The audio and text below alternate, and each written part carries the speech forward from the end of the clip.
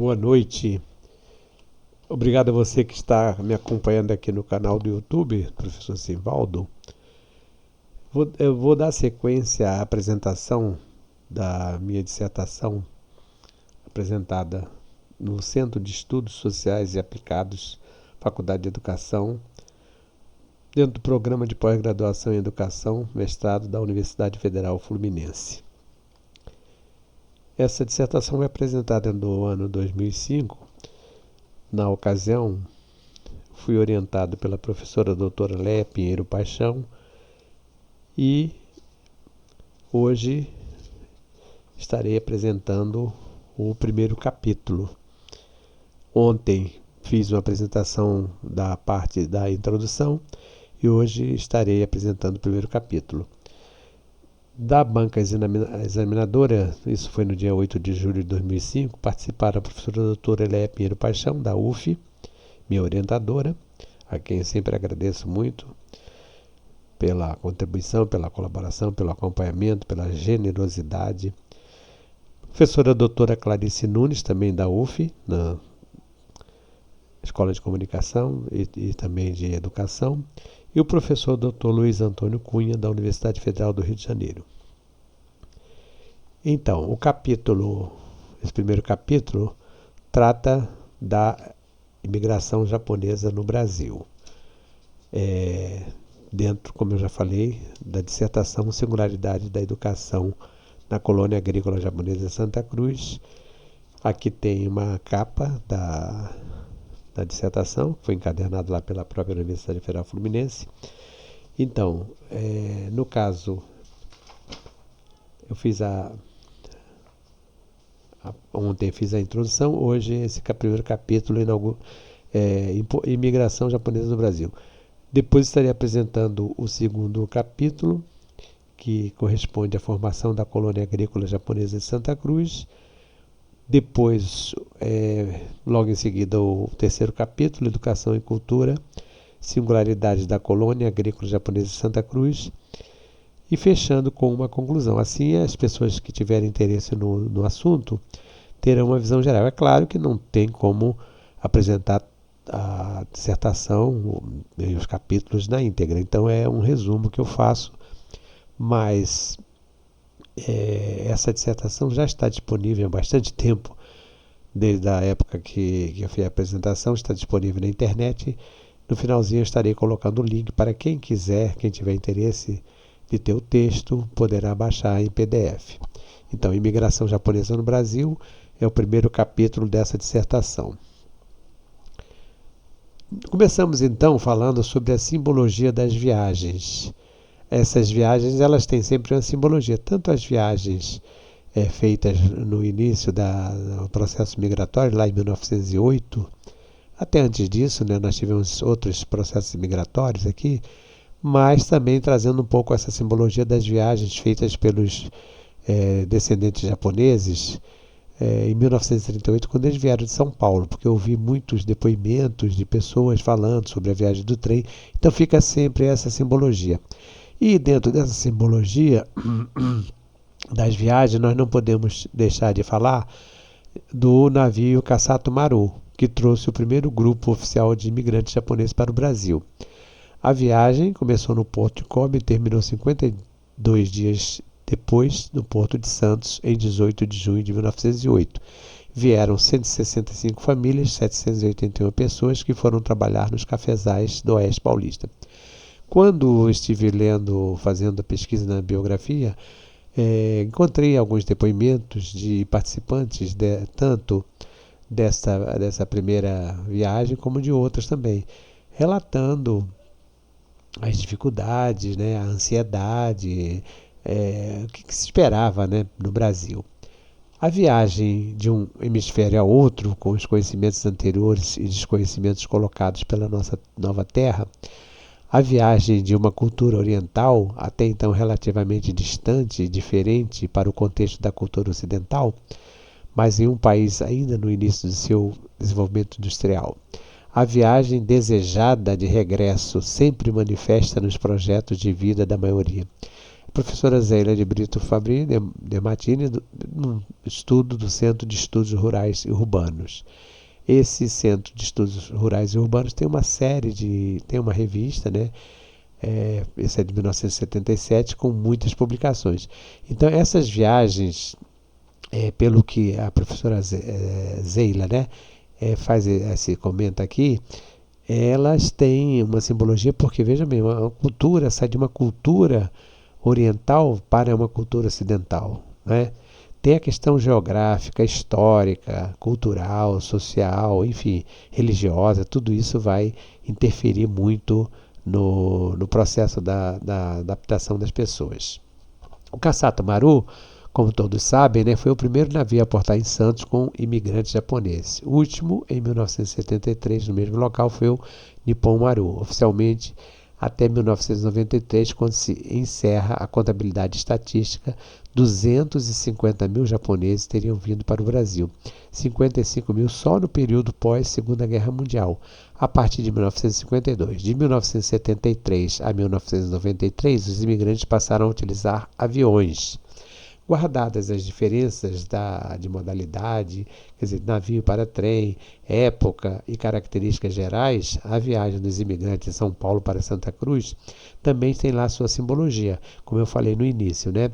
Ouvindo diversos depoentes que vieram de São Paulo, Mogi das Cruzes e tal, eles falam sobre a viagem de trem, o que eles esperavam, como é que seria. Depois eles chegam aqui, eles encontram um terreno praticamente baldio, sem nada, então é muito interessante.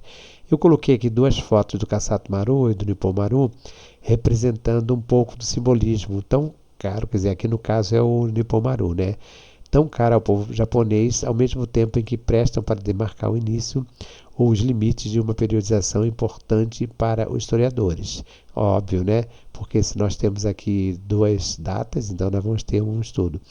Esse nome Kassato Maru, seria uma tradução, seria a conclusão, o ponto final, o encerramento, né? O Maru. Eu até pensei que fosse alguma coisa ligada a navio, mas não tem. O significado seria final, né, conclusivo. A imigração japonesa no Brasil, legislação e polêmica. Hiroshi Saito, na apresentação da coletânea de textos Estudos Brasileiros de Assimilação e Integração dos Japoneses no Brasil, citando Arthur Ramos, em 1947, refere-se aos argumentos de cor sentimental ou políticos concernentes às vantagens ou não da imigração amarela no Brasil. Esse livro, Estudos Brasileiros, é um livro fundamental para quem se interessa pelo estudo da assimilação e integração dos japoneses no Brasil. É muito importante porque tem uma série de artigos, foi organizado pelo Hiroshi Saito e Takahashi Maiyama, e tem artigos interessantíssimos, né? E essa questão da cor sentimental e da polêmica, ela vai aparecer muito, principalmente a partir do final do século XIX, antes mesmo da primeira viagem de 1908, o parlamento, as assembleias legislativas, que no caso do estado do Rio de Janeiro, também São Paulo, vão discutir com debates acirrados, emocionantes e até, de certa forma, violentos, né? Porque aí tem aquele grupo dos xenófobos, né? Aqueles que são contrários, totalmente contrários, e começam a falar uma série de coisas, mas foi um debate bastante movimentado, né? Acidentado para aquela época. A propósito da chamada imigração amarela no Brasil, é interessante notar que até os precursores de estudos antropológicos, como Edgar Roquette Pinto, em 1933, e Oliveira Viana, em 1932, se envolveram em controvérsia a favor ou contra a presença do japonês, recorrendo-se para tanto seus respectivos repertórios de conhecimentos antropológicos. Aí é a citação de Saito e Maiyama. Essas controvérsias. O Edgar Roquette Pinto, ele já era muito famoso por uma série de trabalhos, inclusive depois ele vai também trazer o rádio para fazer, ele vai praticamente fundar o rádio no Brasil, né? Não existia transmissões radiofônicas, que vai ser o Roquette Pinto. Depois vai surgir uma rádio, até hoje existe, uma rádio chamada Roquette Pinto, que é uma rádio ligada ao governo federal. Então foi um rigoroso e acalorado debate de ideias envolvendo, além de Roquette Pinto e Oliveira Viana, outros proeminentes intelectuais nas décadas de 1920, 1930 e 1940, bem como jornalistas e políticos, datando a partir daí os primeiros estudos sobre a presença do grupo japonês no Brasil. Como ainda as pessoas não tinham muitas informações, então os jornais, por exemplo, os jornais tomavam posição. Muitos eram contra, alguns eram a favor. Então eu coloquei aqui duas capas de livro, O Imigrante Japonês na Segunda Guerra Mundial, e uma publicação de uma revista falando sobre o imigrante. Então foram artigos que saíram naquela época, e alguns deles, quando você começa a ler na década de 20, você vai ver, caramba, porque eles realmente faziam uma crítica bem assintosa em relação à vinda desses japoneses. Já em 4 de novembro de 1895, foi assinado em Paris o primeiro acordo oficial entre Brasil e Japão. Vejam que bem antes da chegada do Kasato Maru, né? Dando sequência à política oficial para a imigração japonesa, iniciada no governo do Marechal Floriano Peixoto, inaugurando oficialmente o debate sobre as características genéticas ou raciais do imigrante asiático, que teve início com a Lei nº 95, de 5 de outubro de 1892, garantindo a entrada legal de imigrantes asiáticos no Brasil, notadamente da China e do Japão. Aqui é o Tratado de Amizade e Comércio Japão, e, como eu falei, começou aqui no governo do Marechal Floriano Peixoto, que foi antes dessa lei, né? Em 1892. Houve uma pressão xenófoba contra até mesmo a publicação de cadernos escolares japoneses, já no Estado Novo, confundidos como propaganda do imperialismo do país do sol nascente, assim como a discussão acalorada sobre o perigo amarelo, conforme escreve o professor Adriano Luiz Duarte. 1997, não é 11 não, em A Criação do Estranhamento e a Construção do Espaço Público, os japoneses do Estado Novo. Eu coloquei aqui uma reprodução de uma publicação oficial: proibido falar em italiano, alemão, japonês em qualquer lugar público. Disposições gerais baixadas pela chefia de polícia. Então, vejam aqui que é um recorte, provavelmente de um diário oficial, chamado Perigo Amarelo, né? Porque quando o Brasil, já quase no finalzinho da guerra, vai declarar guerra contra a Alemanha, né? O eixo, né? No caso Alemanha, Itália e Japão, vai ser proibido. E aqui no Brasil existiam muitas escolas, principalmente no Sul, em que os alunos falavam só em alemão, italiano e japonês menos, mas no Sul. Inclusive, quando estive visitando o Sul algumas vezes, nós pegamos os guias que eram poliglotas, que falavam alemão e falavam italiano, porque foi uma região muito ocupada pelos alemães e italianos, né, a partir do século XIX, principalmente do século XX. Então, os guias, eles são descendentes, geralmente são descendentes de alemães e italianos, então eles falam também alemão e italiano. Mas, como houve a guerra, ficou proibido. As escolas que só falavam em alemão, elas foram ou fechadas ou foram obrigadas a mudar completamente seu currículo. E no caso aqui, como se faz a referência sobre esse perigo amarelo no Estado Novo, eu gostaria de fazer referência, por exemplo, a algumas depoimentos, por exemplo, da dona Karenina Soudo Franco, que eu também falei na introdução, que foi professora, estudou aqui em Santa Cruz, veio para Santa Cruz ainda jovem, né? E estudou na escola técnica de Santa Cruz, onde hoje é a Princesa Isabel, depois foi Princesa Isabel, onde é o Centro Cultural Municipal Dr. Antônio Nicolau Jorge, de Santa Cruz. A Karenina, ela se refere, por exemplo, à questão da perseguição que havia, né? Inclusive muitas autoridades, entre aspas, né, visitando, invadindo praticamente os lotes em busca de documentos. Então, como eles não entendiam nada de japonês, tudo que estava caracterizado com as letras japonesas, eles achavam que aquilo ali era um documento perigoso, né? Por isso que fala o perigo amarelo. E aí foi o procedimento? Quando os japoneses perceberam que isso aí era perigoso para eles, eles começaram a ocultar. Vários deles me disseram que eles faziam um buraco, uma fossa, né, grande, colocavam dentro de uma caixa fechada, né, e escondiam os documentos. Documentos, inclusive, pessoais, fotografias, cartas, passaportes, até roupas também, porque eles queriam achar que era tudo perigo amarelo. A posição ocupada pelos japoneses nesse inquérito autopsicológico é mais uma prova brilhantíssima contrária aos que maldizem os cruzamentos. Se há povo de origem híbrida, como dizem os autores Portens e Babcock, são os japoneses, derivados do melhor cruzamento entre tipos humanos que também concorrem no Brasil, ainos brancos, mongóis amarelos e indonésios, negroides, citado por Lobo. Aqui é o Roquete Pinto defendendo a imigração japonesa. A defesa do Roquete Pinto foi importante, porque como o Roquete Pinto, como eu já falei, ele já era um intelectual muito respeitado. E ele era o porta-voz da ciência para o povo. E o Roquete Pinto, ele estava trabalhando para o governo. Então, quando o Roquete Pinto vai, inclusive no parlamento, ou mesmo na imprensa, começa a escrever e defender, as pessoas começam a ter mais atenção para o que estavam escrevendo, porque havia mesmo um grupo xenófobo que era totalmente contra. Então, era preciso que aparecessem vozes, como no caso do Roquete Pinto, para dizer, peraí, não é bem assim.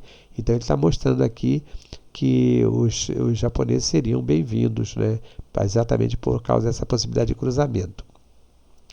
As obras do professor Bruno Lobo, Japoneses no Japão, no Brasil, de 1925, e de Japonês a Brasileira, de 1932, estão centradas em um debate de época que ainda causa uma certa apreensão.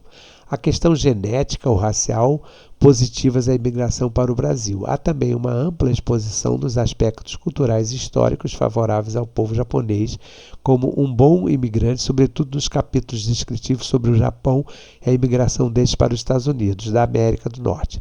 Preferencialmente os asiáticos, chineses e japoneses optaram pelos Estados Unidos. Na América do Sul, os japoneses chegaram primeiro ao Peru em 1890, 9 anos antes de virem para o Brasil. Aspectos culturais e históricos. Então, aqui a capa do professor Bruno Lobo, que são publicações, um da década de 20, 1925, veja bem, bem antes da legislação de Getúlio Vargas, e outro de 1932, que foi um período, como eu falei, um período muito quente de discussões e de debates, tanto pela imprensa, como também nos poder legislativo de uma maneira geral, né? Então, esses aspectos culturais e históricos vão ser apresentados nesses livros, alguns mostrando que os japoneses poderiam ser bem-vindos e outros criticando. Quando esses japoneses chegam ao Brasil, é importante observar que quase todos vieram para serem designados para trabalhar na agricultura. Então tem aqui um quadro, uma tabela do destino dos trabalhadores migrantes por etnia. No caso, nós colocamos aqui os portugueses, japoneses e italianos, no total de 50.484 imigrantes. Isso referente ao ano de 1928. Essa fonte, esse quadro foi feito a partir das informações do Lobo, do Bruno Lobo, né? A imigração japonesa é direcionada para a agricultura. Observem aqui que os japoneses, eles têm quase 100% de percentual destinado à agricultura, 99,23, 11.083 de 11.169 imigrantes, enquanto os portugueses têm apenas 20,93 e os italianos 12,23. Então, quando eles chegavam no Brasil, a destinação quase toda era para as fazendas, no caso, fazendas de café. Por isso que a presença marcante do japonês é em São Paulo e, em segundo lugar, no Paraná. Mesmo considerando que, para os padrões atuais, essas obras pioneiras têm um outro valor científico, julgamos ser importante localizá-la aqui para caracterizar o fato de que a imigração japonesa foi marcada por preconceito de toda a ordem. Então, essas publicações, como eu falei, 1920 e 1930, elas têm é importante que se tenha uma leitura considerando a época, que o preconceito era muito grande. Então nós colocamos aqui estrangeiros e estranhos diferentes. O japonês é como enxofre insolúvel. Isso é uma frase do professor Francisco José de Oliveira, integrante de comissões técnicas do Ministério do Trabalho.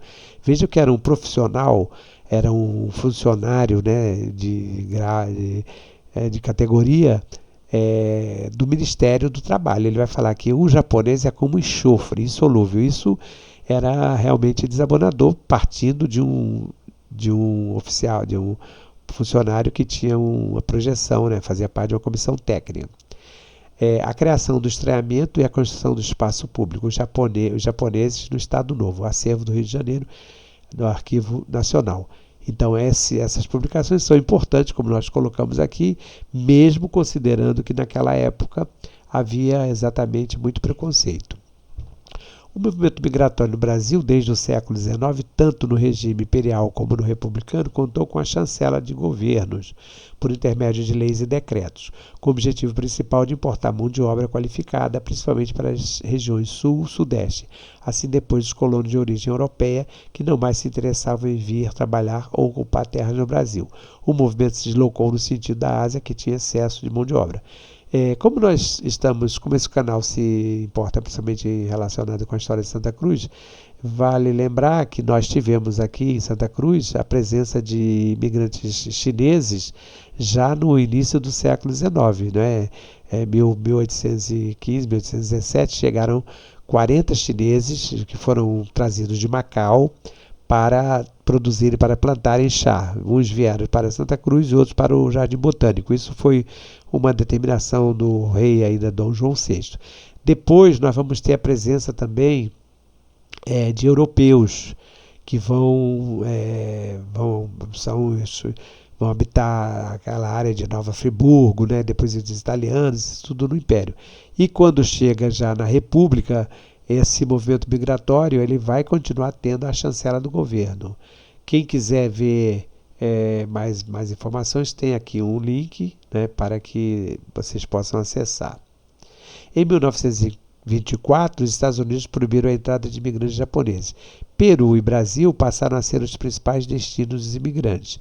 Para os barões do café, foi um excelente negócio, pois além de beneficiarem-se das benesses do Estado para incrementar a imigração, tiveram a mão de obra disciplinada, honesta, trabalhadora, características que prevaleceram para o sucesso dos imigrantes japoneses no Brasil, definindo-os como gente ordeira, voltada à família e aplicada ao trabalho.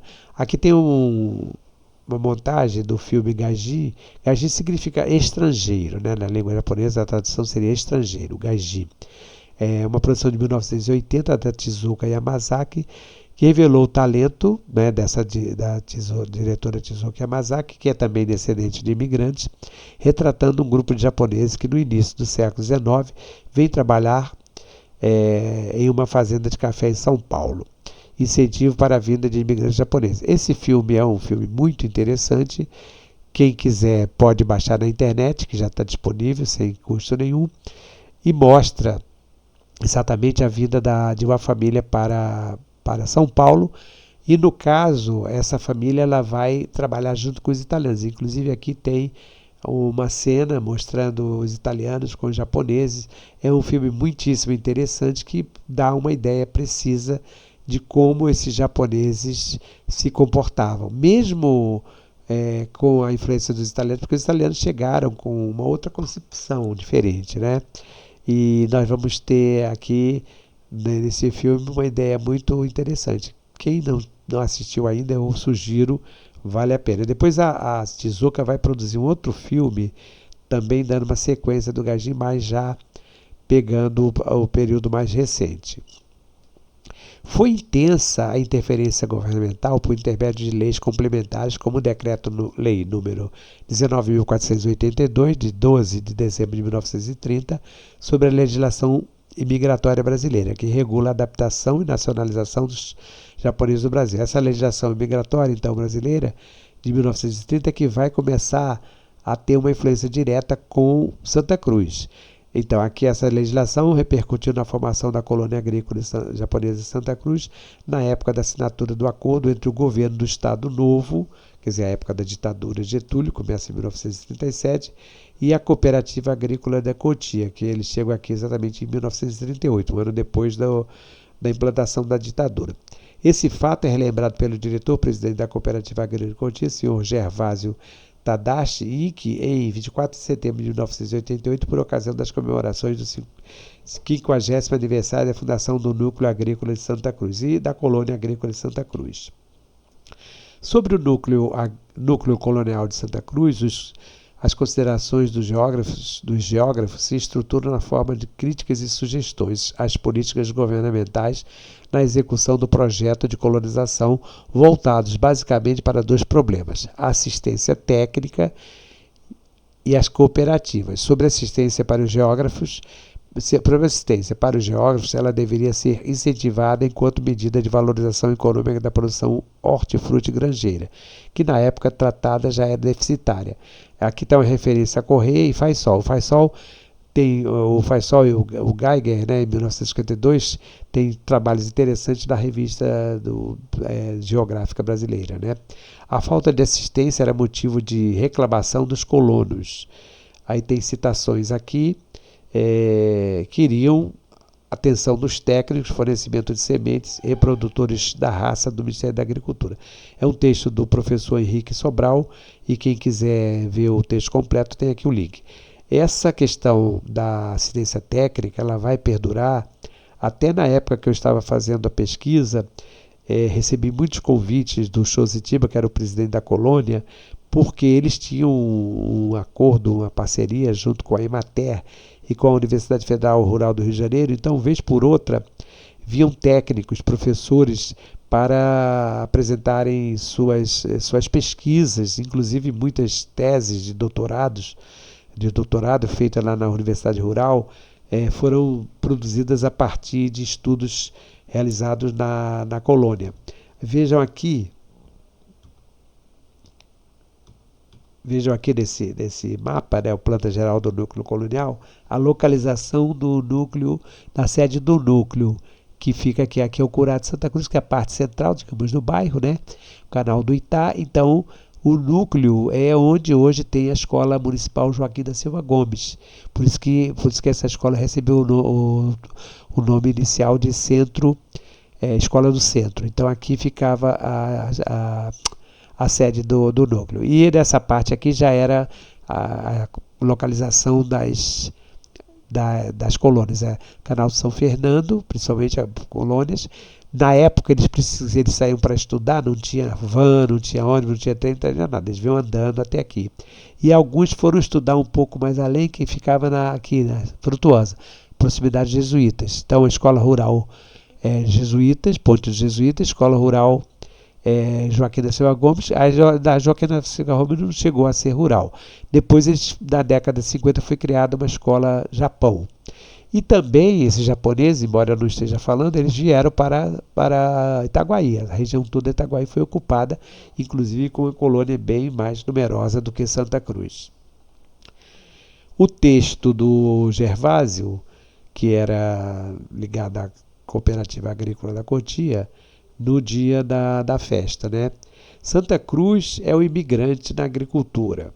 Sua vocação primeira. Santa Cruz é sua consagração definitiva como agente propulsor do desenvolvimento agrícola do país, dadas suas características de projeto governamental. Santa Cruz, para os japoneses, começou em 1938, com a chegada das primeiras famílias. Fernando Costa, por determinação de Getúlio Vargas, procurara a cooperativa, solicitara a Kankaichi Shimomoto colaboração no sentido de dinamizar a colônia de Santa Cruz com vistas ao abastecimento de produtos hortigranjeiros para o Rio de Janeiro.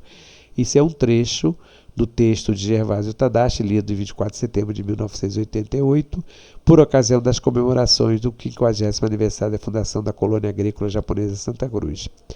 Então, vejam vocês aqui que havia uma preocupação nessa época de transformar Santa Cruz no que eles chamavam de celeiro do Distrito Federal, porque como havia preocupação do governo exatamente de incentivar, fornecendo semente, dando uma assistência técnica, eles queriam que a produção também desse resultado, e o resultado realmente foi bastante promissor. Então, Santa Cruz, o imigrante é o imigrante da agricultura. Os imigrantes japoneses deveriam vir especificamente para suprir ou resolver a carência de mão de obra nas fazendas de café e também participar do desbravamento do que se poderia chamar abertura de novas fronteiras agrícolas em São Paulo e Paraná. Os colonos que formaram a colônia agrícola japonesa de Santa Cruz em 1938 procediam justamente desses dois estados. O café atraiu milhares de imigrantes japoneses. Foto, acervo do Museu Histórico da Imigração Japonesa no Brasil. Esse museu que fica lá em São Paulo é um museu muitíssimo interessante. Estive lá em 2012 e tem um acervo fantástico de fotos, documentos, é muito bacana lá.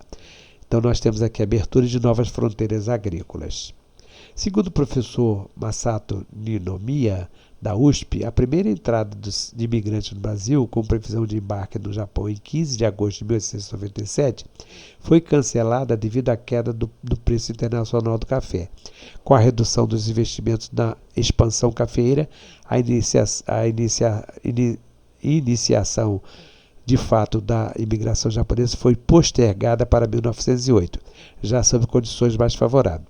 Todo o processo de imigração japonesa esteve diretamente relacionado a questões da conjuntura econômica internacional. Então veja aqui, inicialmente precisava-se em começar em 1897, mas isso só foi acontecer em 1908, exatamente porque a conjuntura internacional não estava sendo favorável. Aqui tem um grupo de japoneses no café, plantio de café, porque como todo mundo sabe, houve um período que o café entrou na bancarrota, né, e era prejuízo. Inclusive o filme Gaijin apresenta um pouco desse lado também. Há uma frase em japonês que se presta a esclarecer a outra ponta do processo migratório. Nihon ni itemu shoganai. Quem a subscreve é Philip Stanford em Background, a estratégia e a personalidade do imigrante. Japonês no além-mar, em Saito Maema, 1973. Significa: não há jeito de ficar no Japão. Isso reflete principalmente os problemas causados pela explosão demográfica em um país de pequena dimensão, somando a abertura econômica para o Ocidente na chamada Era Meiji, desde 1868. Essa Era Meiji, ou período Meiji, foi um período de reinado do Imperador Meiji no Japão, que se estendeu de 3 de fevereiro de 1868 a 30 de julho de 1912. Nessa fase, o Japão conheceu uma acelerada modernização, vindo a constituir-se uma potência mundial. Então, por isso, para essa questão de grande crescimento e também para baixa densidade, pequena densidade demográfica, esse historiador colocou: não há jeito de ficar no Japão. Para que vocês possam ter uma ideia em relação a números, vejam aqui um quadro comparativo da densidade demográfica do Japão e países escolhidos para a imigração. Então, no caso, Argentina, Austrália, Bolívia, Brasil, Canadá, Estados Unidos, Japão, México, Nova Zelândia. Isso é a proporção de habitantes por milhas quadradas, porque foi tirado da fonte americana, né, citado por Sakurai e Fausto, Boris Fausto, em 2000. Então veja a Argentina 7,40, a Austrália 1,80, isso aqui é no caso de densidade demográfica, ou seja, proporção de habitantes por milhas quadradas. E no Japão, 383,67. Vejam só quanta gente. Brasil 9,29, Canadá 2,24, então o mais baixo mesmo é a Austrália, 1,80. Com a viagem dos japoneses do hemisfério norte para o hemisfério sul, será possível constatar que as diferenças culturais ampliam ainda mais as distâncias geográficas e a representação simbólica. O imigrante, em sua maioria, tinha origem rural ou vinha do complexo sistema agrário japonês totalmente modificado com o fim do feudalismo dos Tokugawa, na era Meiji. Isso é muito apresentado no livro do Ruth Benedetti, O Crisântemo e a Espada. Então aqui nós estamos falando da diversidade sociocultural, estranhamento e estratégia de adaptação. Por quê? Vejam bem, vindos de um hemisfério para outro, de uma cultura completamente diferente, isso vai acabar mesmo causando um estranhamento e uma dificuldade na adaptação. Mesmo assim, a adaptação desses imigrantes no Brasil não foi difícil, ainda que sejam registrados percalços com barreira linguística, diversidade de costumes, estranhamento e adaptação. Eram pessoas simples, com um nível de instrução mínimo dentro do sistema educacional japonês. Quase todos se mostraram aptos ao trabalho a que estavam destinados nas fazendas de café. Essa questão da adaptação ela vai ser citada também muito pelas pessoas que eu entrevistei, falando das dificuldades que tinham de se comunicar. Porque em casa eles continuaram falando japonês. Para vocês terem uma ideia, eu dei aulas já no final da década de 90, início dos anos 2000, para uma das filhas do Juzo Tiba, irmão do Shozi Tiba, a Margarete, e lá na casa deles eles só falavam em japonês. Eu ficava assim boiando, como se diz na gíria, né? Tenho esta fazenda há 18 anos e, conquanto eu tenha tido sempre colonos bons e constantes, nunca tive melhores que os atuais japoneses. São inteligentes, saciados, trabalhadores, obedientes, muito ordeiros, comunicativos, alegres e muito sadios. Fizeram uma grande colheita de café passado, mostrando-se muito hábeis nesse trabalho nas capinas dos cafezais. Todos os homens e mulheres sabem ler e escrever. Não, aqui era PS, porque na hora de mudou aqui. Já nasceu aqui um japonesinho, aqui é PS, vamos corrigir aí. Carta de um fazendeiro para o diretor da hospedaria dos imigrantes. Vejam bem que esse fazendeiro está sempre de forma muito positiva. Hábeis, ordeiros, obedientes, saciados, tudo que eles querem, né? Uma foto que eu tirei aqui da internet, um olhar sobre a presença japonesa em Origens. Essa observação que está entre parênteses aqui no final, quer dizer, PS, já nasceu aqui um japonesinho. Ele manda essa carta para o diretor da hospedaria dos imigrantes. Ruth Benedetti descreve o processo de socialização primária das crianças japonesas, todas as minúcias e detalhes de um aprendizado formal baseado no respeito da hierarquia, na obediência e reverência de acordo com o status de cada um, do avô ao primogênito, da mulher, etc. Mesmo nas famílias de mais baixa posição social, as mais humildes, há um formalismo a ser seguido. Trata-se de um traço próprio dos orientais e dos japoneses em particular. Eu coloquei uma foto da senhora Shizue Ida, depois Oshima. Ela era Ida solteira, depois casou com o seu Oshima, né, seu Ângelo Oshima, ficou com o nome Shizue Oshima. Foto ao lado, 2002, por ser, na época das pesquisas, a mais idosa e atuante. Sempre mereceu reverência, respeito e carinho por parte de todos os integrantes da colônia japonesa Santa Cruz. Exatamente o que Ruth Benedetti fala aqui em relação a essa questão do simbolismo hierárquico, né? E isso eu pude presenciar, inclusive, no meu caso próprio, por exemplo, com essa menina que eu me referi, a Margarete, hoje é uma senhora, naturalmente, né? Está no Japão, não sei se ainda está, mas está vivendo no Japão. Mas eu dei aulas para a Margarete, apenas aulas de reforço de história, mas ela ficou com uma gratidão tão grande e os pais me tratavam de forma tão respeitosa, professor e tudo mais. Então é realmente uma coisa interessante, como eles são formais, como eles respeitam. E lá eu observava muito isso quando eu ia na colônia. A dona Shizue, por exemplo, era uma pessoa que era muitíssimo respeitada. Então, o processo de socialização primária das crianças japonesas, você vai vendo, porque as crianças vai observando a própria relação que os mais idosos, que os mais jovens têm com os mais idosos, ou aqueles que têm algum tipo de cargo. Então, é realmente uma questão que a Ruth Benedetti mostra aqui. A conclusão a que se chega é que grande parte da comunidade japonesa, nesses 30 anos, conseguiu, mesmo diante de sua cultura peculiar, conquistar uma posição de relevo no âmbito da sociedade brasileira.